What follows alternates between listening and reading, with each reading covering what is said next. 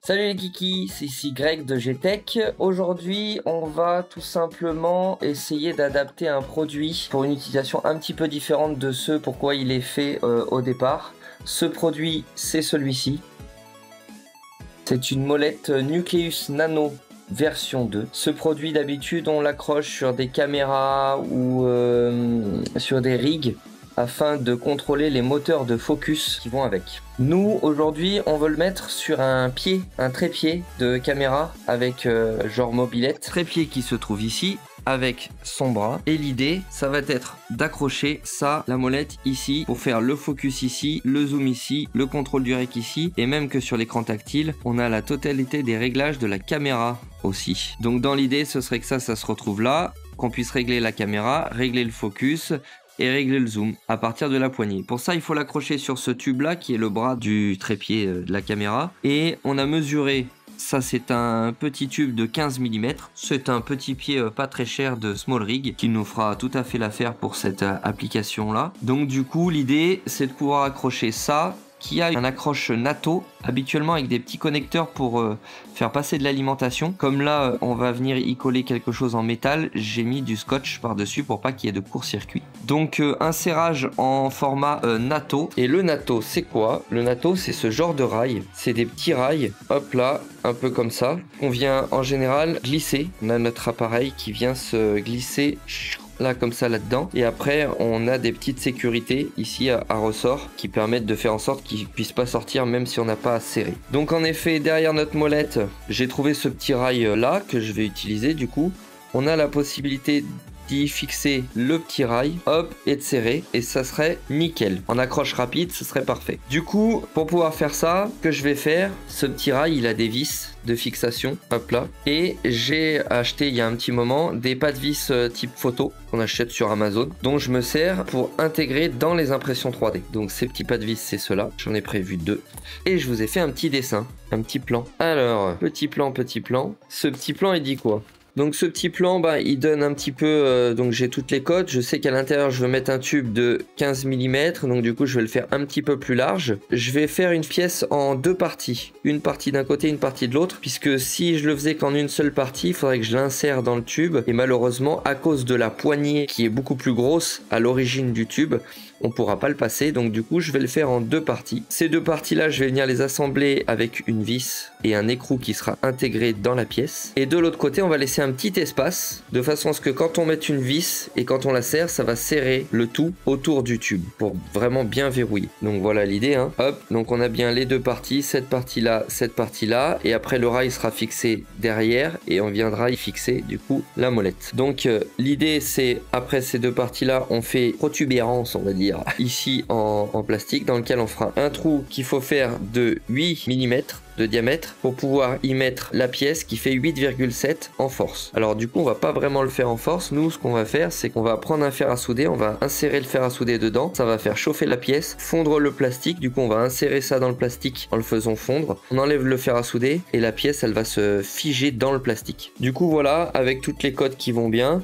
maintenant on va passer sur Fusion 360 pour dessiner cette pièce. Donc ça c'est la vue de comme ça, et si on regarde de ce côté là, ça donne ça, où on aura donc les écrous intégrés dans la pièce, et ici ça sera la protubérance. Ici on aura les deux trous pour accueillir nos deux petits kikis, ce qui veut dire qu'après les deux petits kikis qui sont dedans, on pourra visser notre rail dans notre pièce ici, et une fois que le rail est bien fixé à la pièce, on pourra venir y glisser et y fixer notre molette. C'est parti. Donc on se retrouve ici, on a notre plan que je vous ai fait voir tout à l'heure. On est donc dans Fusion 360, je suis dans mon dossier qui s'appelle audiovisuel, et donc je vais tout de suite prendre le réflexe d'enregistrer dans mon dossier audiovisuel le nom, comme ça ça fera un enregistrement automatique régulier. Là on va faire support Wheel Nano 2. Allez, ça ira bien, on changera plus tard s'il y a besoin. Hop là. Donc dans l'idée, comment on va procéder pour que ce soit le plus simple? On commence par un plan. Je vais le faire comme ça, le plan.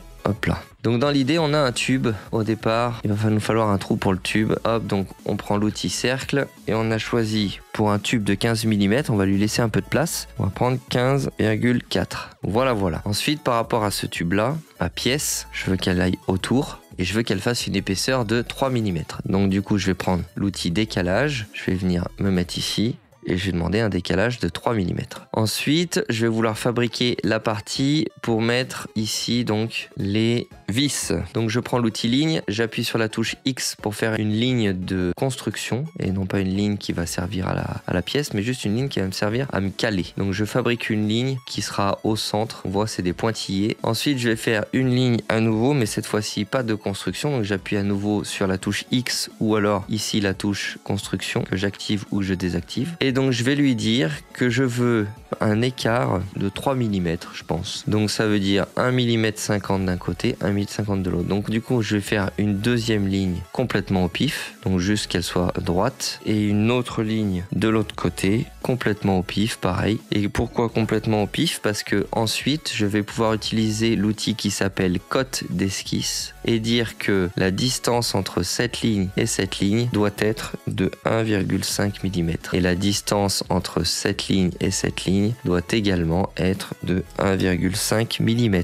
Voilà, voilà. Donc maintenant, j'ai des repères visuels qui vont me permettre de commencer à construire ma pièce autour. Pour cela, je vais avoir besoin donc de partir avec une ligne, mais cette fois-ci, plus de construction. Je pars de ce point-là, qui du coup est un point d'intersection entre ma ligne de repère et ma pièce. Hop, déjà, il faut que je coupe ma pièce en deux parce que cette partie-là va être un vide pour que la mâchoire puisse se resserrer afin que la pièce puisse se serrer autour du bras. Hop là, hop là. Donc déjà, on a fait les deux lignes qui nous servent à bien distinguer le fait que cette partie-là, on ne la fabriquera pas, ce sera un trou. Ensuite, je pars de ce même endroit et je fais une ligne. Mes écrous que j'ai à insérer font 8 mm.